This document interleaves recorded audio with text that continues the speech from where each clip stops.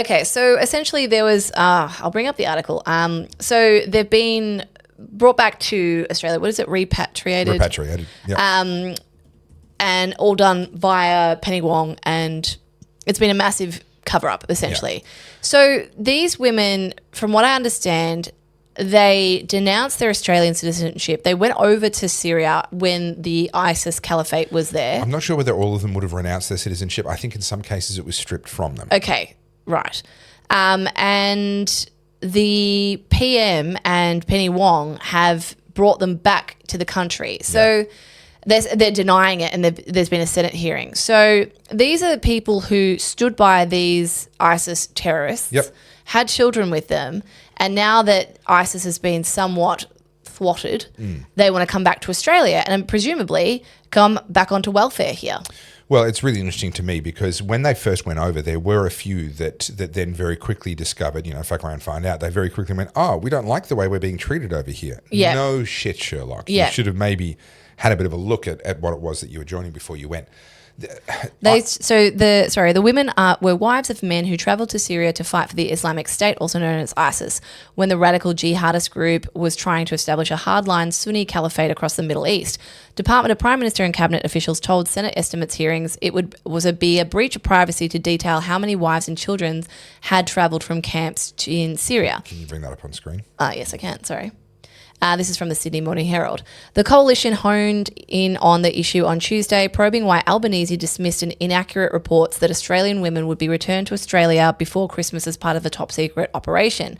The government has stressed that unlike the 2022 repatriation mission, it did not organise an evacuation of the latest cohort or organise their flights to Australia. The women and children fled the notoriously violent Al-Hawal detention camp in northern Syria and flew to Victoria via Lebanon.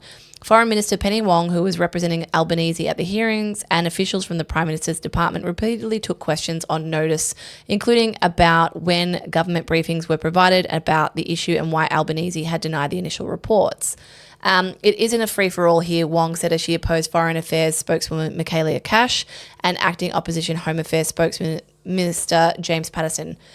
You are asking questions in the wrong committee. Wong said the opposition should instead direct its questions to officials from the Department of Home Affairs and Department of Foreign Affairs and Trade at their hearings in a later week. Officials are entitled to take questions on notice to ensure their answers are accurate.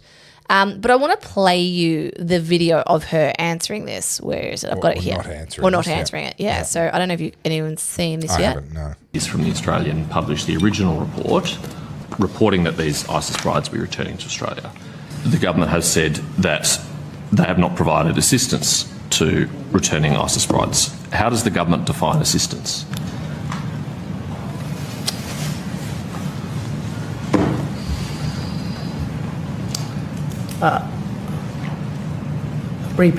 Repatriation assistance. Does the Prime Minister consider providing citizenship by descent to be assistance? The government checks notes.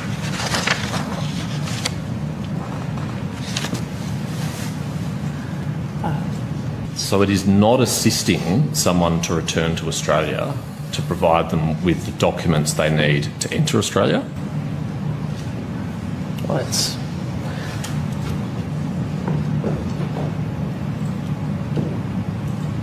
I understand your discomfort. No, it's not. I think it's just a sort of a clever way of asking the same question. Thank you. That's all.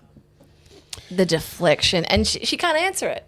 Yeah. Now, I've got sympathy for taking questions on notice. Mm-hmm. That I don't have an issue with because there are genuine, and there need to be genuine, pretty serious consequences if you provide wrong information in a Senate inquiry. Yeah. But that was beyond that. That was not just, hang on, let me make sure I've got my facts straight and then I will give you a straight answer. That was very clearly, I'm going to try and think my way through how I'm going to answer this so that I can technically not have broken the law, but not have actually given you the incriminating information that you're fishing for. So we've talked a lot about Islam and we've talked a lot about how our Western governments seem to be allowing it to infiltrate. There's a story that's popped up in Wales where Welsh parents were branded as racist for objecting to an unannounced Islam lesson at a Swansea primary school. And during the lesson, one child said, I'll bring this up for you, sorry.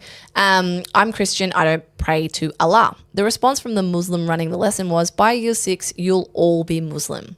And so, understandably, there is outrage over this because everywhere, and it seems to be the left are allowing these Islam fundamentalists to infiltrate everywhere they can to try and recruit people. Yeah. And you've just seen it at that Western Sydney protest yesterday, or the congregation, where you've got white women who are like, yeah, this sounds like a great idea. Yeah.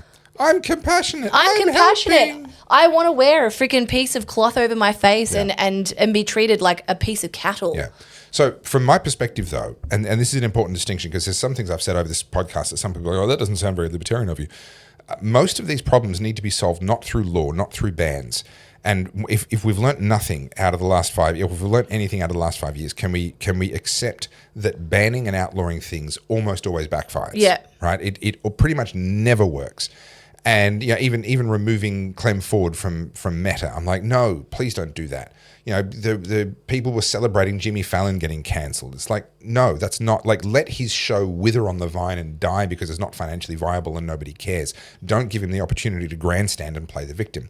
I don't want to see Islam outlawed in Australia. Yeah. That is a terrible, terrible idea. Pushes it underground, makes them more militant. It exacerbates all of these problems. In the same way, by the way, that the communist China outlawing Christianity has led to a huge revival of Christianity in China. Like, this is what happens. You oppress people, you make them feel marginalized, you give them that narrative, they will grow stronger as a result. So there's something about human nature in that. So what we need to see is the rejection happen at a cultural level. Yeah. We need to see Australians sitting there going, hey, you can pray to whoever you want, but you're not preaching it to my kids. Yeah. Now, by the way, I'm a Christian. I'll preach to anyone who'll hear me preach. But if someone says, no, you're not preaching to my kids, well, I'm going to respect that, right? And we need to enforce that and say, no, you're not preaching to my kids. You're not getting to my kids, or I don't want to hear any more of it. Okay, fine. But that needs to come at a cultural level, not at a legal level.